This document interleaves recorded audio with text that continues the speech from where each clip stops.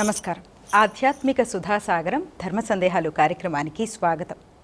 ప్రకృతిలో జరిగే ప్రతి మార్పు వెనుక కూడా ఒక దైవిక రహస్యం దాగి ఉంటుంది. మనకి గ్రహణము అనగానే ఒక అద్భుత ఖగోళ సృష్టి దృష్టి మాత్రమే కాదు, అదొక దృశ్యం మాత్రమే కాదు, దాని వెనుక ఆధ్యాత్మిక సంపత్తిని పెంచుకోగలిగే ఒక చక్కటి సాధనంగా కూడా పనిచేస్తూ ఉంటుంది. స్నానము, జపతపాదులు, అంతేకాదు దైవ చింతన అయినా సరే మనకి అనంత పుణ్యఫలం వస్తుంది అని చెప్పి పెద్దల మాట. మరి ఫాల్గుణ శుద్ధ పౌర్ణమి రోజు సంభవించే ఈ యొక్క చంద్రగ్రహణం రోజున ఎటువంటి నియమాలు పాటించాలి, ఏమేమి చేయాలి వంటి ఎన్నో సందేహాలకు చక్కని సమాధానాలు తెలియచేయడానికి మనతో పాటు ఉన్నారు ప్రముఖ ఆధ్యాత్మికవేత్త బ్రహ్మశ్రీ కాకునూరి సూర్యనారాయణ గారు. వారితో మాట్లాడదాం. నమస్కారం గురుగారు. నమస్కారం అమ్మా. గురుగారు, చంద్రగ్రహణం రోజున ఆచరించాల్సిన విధి విధానాలు ఏమిటి? గ్రహణం అంటే గ్రహించేది అని అర్థం. ప్రత్యేకమైన సందర్భం కాబట్టి ఒక చోట కూర్చోవాలి, జపం చేయాలి, మనోబలం పెంచుకోవాలి, ఆత్మస్థైర్యం పెంచుకోవాలి. ఊరికే కూర్చోకుండా ఉండలేం కాబట్టి ఆ కూర్చునే సమయంలో దైవధ్యానం, పూజ, గ్రహణ సమయం కాబట్టి మరికొంత ప్రత్యేకంగా ఏవైనా నియమాలు పాటించడం, ఇవన్నీ చేయాలి. అయితే ఈ గ్రహణం చాలా ప్రత్యేకమైనది. ఇది కేతుగ్రస్త. ముందుగానే గ్రహణం ఏర్పడిన తర్వాత మనకు సూర్యోదయం, చంద్రోదయం లాగా, అంటే గ్రహణంతో చంద్రోదయం అవుతున్నది కాబట్టి కేతుగ్రస్త, గ్రహణంతో కూడుకున్న చంద్రోదయంగా, గ్రస్త చంద్రోదయంగా మనం భావన చేయాలి.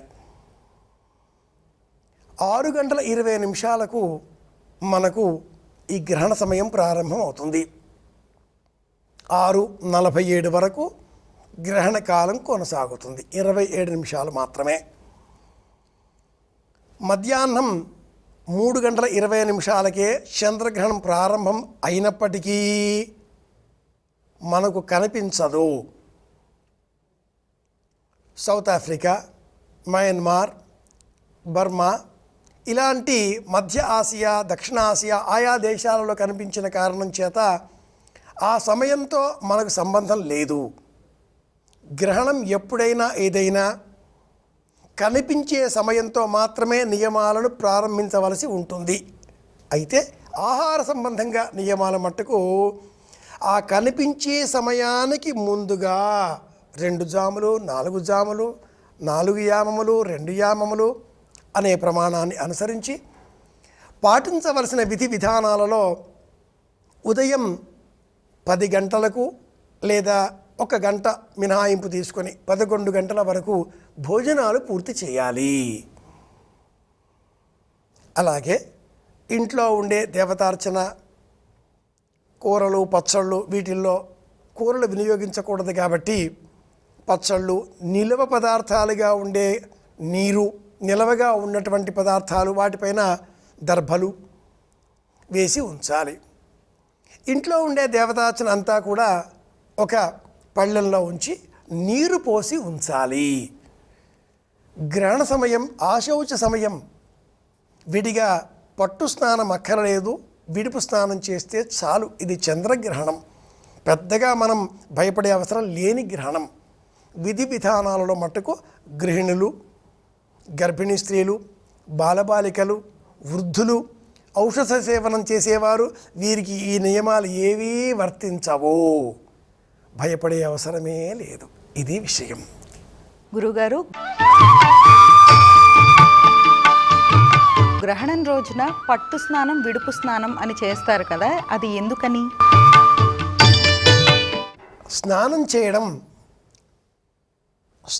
చేయడం అంటే మనస్సును శుద్ధి చేసుకోవడం. శరీరానికి సంబంధించినంత మేరకు స్నానం అంటే ఏదో సబ్బులు వినియోగించడం, సున్నిపిండి లేదా మట్టి, మృత్తికా స్నానం ఇలా అనుకుంటూ ఉంటారు. ఇది కాదు. స్నానం చేయడం అంతఃశుద్ధికి సంబంధించిన అంశం. మాంత్రం భౌమం తథాగ్నేయం వాయవ్యం దివ్యమేవ చ. దివ్య స్నానం, జపస్నానం, నిరంతరం ఒక స్నానంగా మనం భావన చేస్తూ గోవిందేతి సదా స్నానం గోవిందేతి సదా జపం. నిరంతరం స్నానం చేసే సమయంలో ఎప్పుడూ డివైన్ బాత్, ఓం నమో నారాయణాయ, ఓం నమ శివాయ, శ్రీమాత్రే నమ, ఓం గ్లౌం గం గణపతయే నమ, ఇష్టదైవాన్ని జపం చేస్తూ ఉంటే అది మనను ఎప్పుడూ పునీతులుగా మారుస్తూ ఉంటుంది. అసలు గ్రహణానికి, స్నానానికి, గర్భిణులకు ఈ లోకంలో ఇంత భయోత్పాతాలు కలిగించే అంశాలకు ఏమిటండి సంబంధం? అరుణం అనే మంత్రభాగంలో కృష్ణ యజుర్వేదం ఆరణ్యకంలో మొట్టమొదటి ప్రశ్న ప్రపాఠకంలో ఒక పలస ఉంది. అపక్రామత గర్భిణ్యః అష్టయోనీమష్టపుత్రాం అష్టపత్నీమిమాం మహీం అహం వేదనమే మృత్యు. ఈ గ్రహణ సమయాలలో ఎలాంటి వేదన జీవుడికి కలుగుతుందో, గ్రహణ సమయంలో గర్భిణి, ఆ గర్భంలో ఉండేటటువంటి శిశువుకు కూడా అలాంటి వేదన కలిగే అవకాశం ఉంది. కాబట్టి ఈ మంత్రాన్ని గర్భిణీ మహిళలు వినకూడదు. అపక్రామత అన్నారు. అంటే గ్రహణ సమయంలో ఏదో ఒక శుద్ధి ప్రక్రియను మనం పాటించవలసి ఉంటుంది. ఈ శుద్ధి ప్రక్రియలలో అంతఃశుద్ధి ప్రధానం. అంతఃశుద్ధి ఉంటేనే మాట శుద్ధి, అది మంత్రం అవుతుంది. అందుకే పట్టు స్నానం, విడుపు స్నానం. ఈ చంద్రగ్రహణానికి సంబంధించినంత మేరకు 3:20 చంద్రగ్రహణం ప్రారంభం అయినా కూడా మనకు సంబంధించి 6:20 స్నానం 3కే చేసి కూర్చునే అవసరం లేదు. అలా 3కి కూర్చుని స్నానం చేద్దాం, జపం చేద్దాం అనేవారు సాధకులు అందరూ కారు. అందరికీ 6 గంటలకు స్నానం, అలాగే 6:30కి మళ్ళీ విడుపు స్నానం. అంటే 6:47కు 7 గంటలకు, గంటకి 2 స్నానాలు కాకుండా, ఇది చంద్రగ్రహణం కాబట్టి పట్టు స్నానంతో పని లేకుండా అన్ని నీళ్లు అరచేతిలో పోసుకుని శిరస్సు పైన అపవిత్రో చిలకరించుకుని ఓ చోట కూర్చొని విడుపు స్నానం మట్టుకు తప్పకుండా చేయాలి. గ్రహణ సమయంలో సర్వేషాం జనానాం, అందరికీ కూడా ఆశౌచము అని ధర్మశాస్త్రం చెబుతుంది. ఎవరో బంధువు వెళ్ళిపోతేనో, ఎవరో ఇంట్లో చిన్నారి శిశువు జన్మిస్తేనో, మహిళలకు మాసిక ఆశౌచం వస్తేనో, శ్మశానాలకు వెళితేనో ఎలా ఆశౌచం అశుచిత్వము అంటుందో శాస్త్రం, ఈ చంద్రకాంతి ఈ దేహానికి అమృతమయమైన కిరణాలు అందకుండా ఆగిపోయే వేళ కాబట్టి దీని గ్రహణ సమయం వద్దు అన్నారు, ఆశౌచము అన్నారు. పట్టు స్నానం చేయకపోయినా విడుపు స్నానం చెయ్యాలి. పట్టు స్నానానికి బదులుగా అన్ని నీళ్లు శిరస్సు పైన ఓం భూర్భువస్వః లేదా ఏదో విధంగా గోవిందేది అని చల్లుకున్నా చాలు. కూర్చోవడం ప్రధానం. ఇది విషయం. గురుగారు, చంద్రగ్రహణం తర్వాత గృహశుద్ధి చేసుకునే విధానం ఏంటో తెలియచేస్తారా? గృహశుద్ధి అంటే గ్రహణం అనంతరం 7 గంటలకు ఇంటిని చక్కగా మంచినీటితో కడిగి తుడిచి స్నానం చేసి దేవతారాధన చేసే అటువంటి చోట దీపాలు వెలిగించి ఒక్క పళ్ళెంలో అంత బియ్యం పోసి అందులో 2 గ్లాసులు ఉంచి, లేదా మీ ఇంటి ఆచారాన్ని అనుసరించి 3 గ్లాసులు పుణ్య అహవాచన సంబంధంగా చేసే క్రతువు. ఇది ఏది మనకు వీలు కాదు అనుకుంటే సులభమైన విధానం. ఒక పళ్ళెంలో అంత బియ్యం పోసి అందులో 1 గ్లాసు ఉంచి, ఆ గ్లాసులో గోమయం, గోపంచితం, గోఘృతం, గోదధి, నెయ్యి వీటిని అందులో ఉంచి, కాసింత గోఘృతం నెయ్యి అందులో ఉంచి, 4వది గోఘృతం నెయ్యి వేసిన తర్వాత దర్భలతో ఆ 4ని ఇలా తిప్పుతూ కాసింత మంచినీరు పొయ్యాలి. అది పంచగవ్యం అవుతుంది. గో సంబంధమైన ఉత్పత్తులు 5 కలవినవిగా మారుతుంది. ఆవుకు సంబంధించిన పాలు, పెరుగు, నెయ్యి, గోపంచితం, గోమయం 5 కలిపి దర్భలతో నీరు కాసింత పోసి కలిపి 12 సార్లు ఓం ఓం ఓం ఓం ఓం అన్న తర్వాత ఈ మిశ్రమంతో ఇంటిలో ఉండే ప్రతి గదిలో కూడా కొన్ని చుక్కలు చిలకరిస్తూ ఇష్టదైవాన్ని స్మరించుకోవాలి. సూర్యాయ నమః, చంద్రాయ నమః ఇలా చెప్పినా క్షేమం కలుగుతుంది. ఆదిత్యాయ చ సోమాయ మంగళాయ బుధాయ చ గురు శుక్ర శనభ్యశ్చరాహవే కేతవే నమః నవగ్రహ శ్లోకం చెప్పినా సరిపోతుంది. లేదా విష్ణవే నమః, ఓం నమః శివాయ చెబుతూ ఈ పంచగవ్యంతో అన్ని గదులని చిలకరించడమే ఇంటికి శుద్ధి. దీనినే మనవారు గృహశుద్ధి అన్నారు. దేవతార్చన చేసేటటువంటి చోట దీపాన్ని వెలిగించిన అనంతరమే ఈ శుద్ధి ప్రక్రియ చేపట్టాలి. ఇది విషయం. గురుగారు, చంద్రగ్రహణం రోజున మంత్ర జపం విశేష ఫలితాన్ని ఇస్తుందా? మంత్ర జపం అనగానే మనవారంతా గ్రహణం సమయంలో జపం చేయాలా అంటూ ఉంటారు. గ్రహణ సమయాల్లో జపాలు ఎలా చేయాలి, ఎందుకు చేయాలి, చేస్తే కలిగే ప్రయోజనాలు ఏమిటి? సూర్యగ్రహణ సమయంలోనే మంత్ర జపం ఎక్కువ బలాన్ని ఇస్తుంది. చంద్రగ్రహణ సమయంలో కొత్త మంత్రములు స్వీకరించమని శాస్త్రంలో చెప్పబడలేదు. ఉన్న మంత్రాలను, పూర్వం స్వీకరించిన మంత్రాలను గ్రహణ సమయంలో మళ్ళీ ఒక్కసారి పునశ్చరణ చేసుకోవాలి. మంత్రాన్ని జపం చేయడంలో 5 మెట్లు ఉంటాయి. 5 ప్రధాన ధర్మాలను అనుసరిస్తేనే ఆ మంత్రం మనకు ఉపయోగపడుతుంది. మంత్రాధిష్టాన దైవం స్వాధీనమవుతుంది. 5 ఏమిటి అంటే, మొదటిది జపం, రెండవది మార్జనం, మూడవది తర్పణం, నాలుగవది హోమం, ఐదవది మజ్జనం భోజనం ఏర్పాటు చేయడం. 10 లక్షలు జపం చేస్తే 1,00,000 మార్జనం, 10,000 తర్పణం, 1000 హోమం, 100 మందికి భోజనం. ఇలా చేస్తేనే ఆ మంత్రం మనకు స్వాధీనమైనట్లు, ఆ మంత్రం మనకు ఫలించినట్లు. ఆ మంత్ర జపం చేస్తే మనం అనుకున్నది అప్పుడే సాధించుకోగలుగుతాం. ఇందుకు బీజం మొదటిది జపం కాబట్టి గ్రహణ సమయంలో జపం చేసుకోవాలి. జకారో జన్మ విచ్ఛేద పకార పాపనాశక జన్మ పాప వినాశిత్వాత్ జప ఇత్యభిధీయతే. కనుక గ్రహణ సమయంలో జపం చేసుకుంటే మంచి ప్రయోజనం కలుగుతుంది. అది కూడా పూర్వం ఉన్న మంత్రాలనే జపం చేసుకోవాలి. కొత్త మంత్రాల ఒరవడిలో మనం పడిపోకూడదు. మంత్రాలు ఎక్కువైతే మతి చెలిస్తుంది అంటారు పెద్దలు. ఇది విషయం. గురుగారు,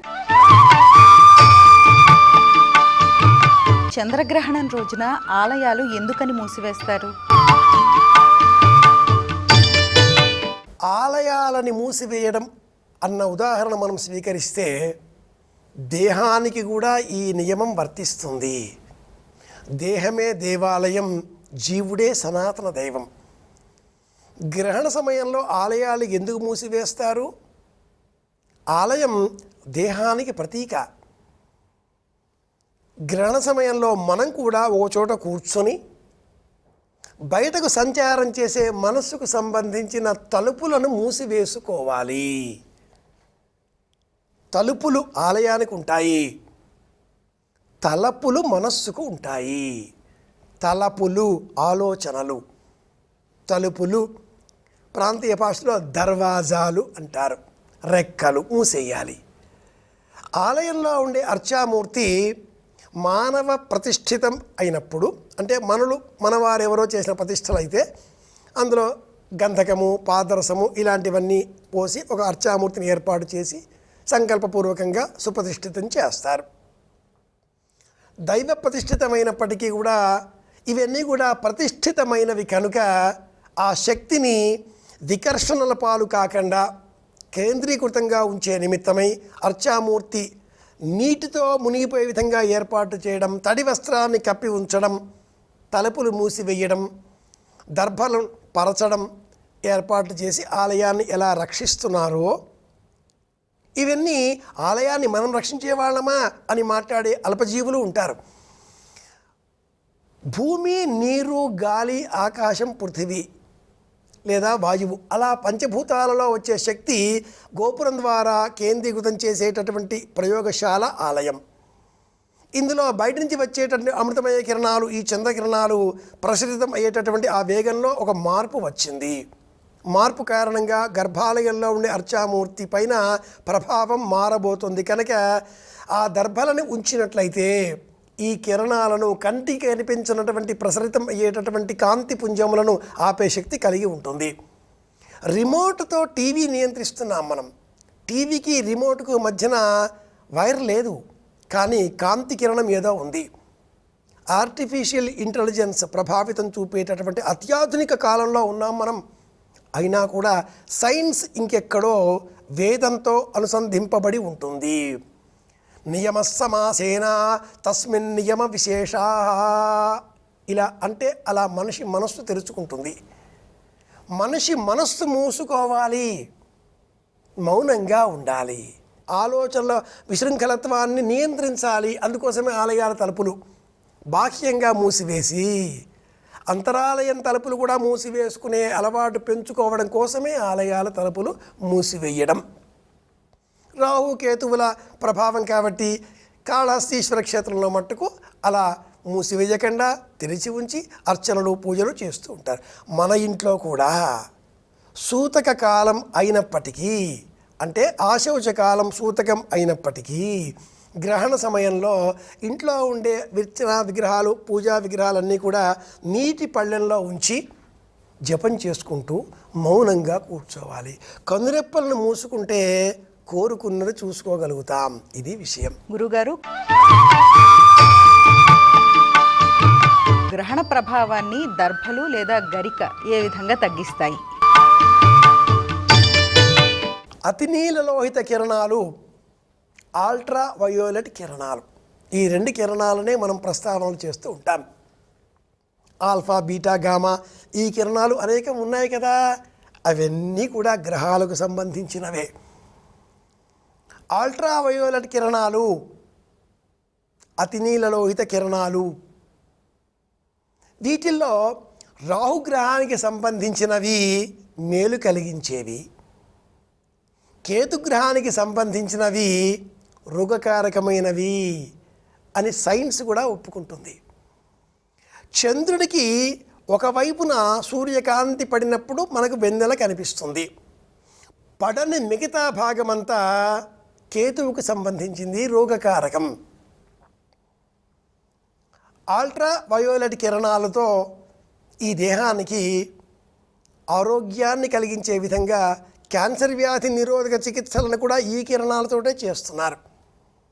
ఏ కిరణాలతో మనకు అనారోగ్యం కలుగుతుందో అలాంటి కిరణాల కారణంగానే మనకు ఆరోగ్యాన్ని కూడా అందులో ఉండే మరిొక కోణంతో చికిత్సా విధానాన్ని ఆధునిక సైన్స్ గమనించింది కదా.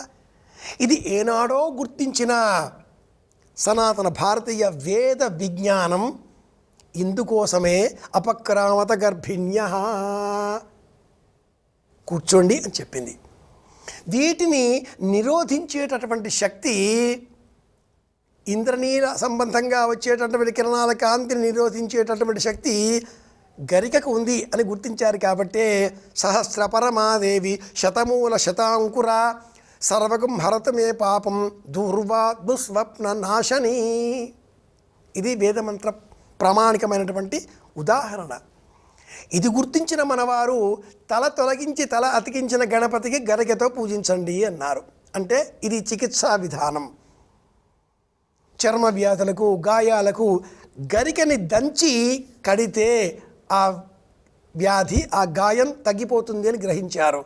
ఇది చికిత్సా విధానం.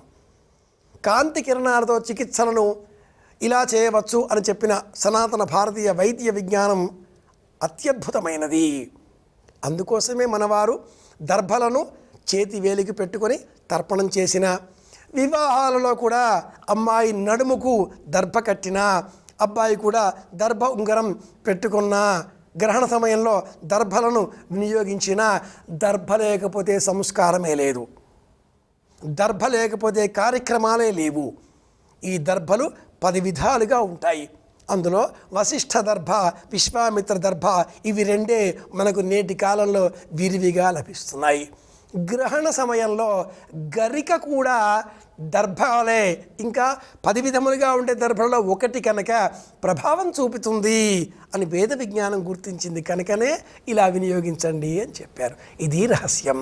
గురుగారు, చంద్రగ్రహణం రోజున అసలు ఏ సమయం నుంచి ఏ సమయం వరకు గ్రహణం ఉంటుంది, అంతేకాదు ఆ సమయంలో ఏమేమి విధి విధానాలు పాటించాలి అన్న విషయాన్ని చాలా చక్కగా ప్రేక్షకులకి తెలియచేసినందుకు ధన్యవాదాలు. కృష్ణార్పణం.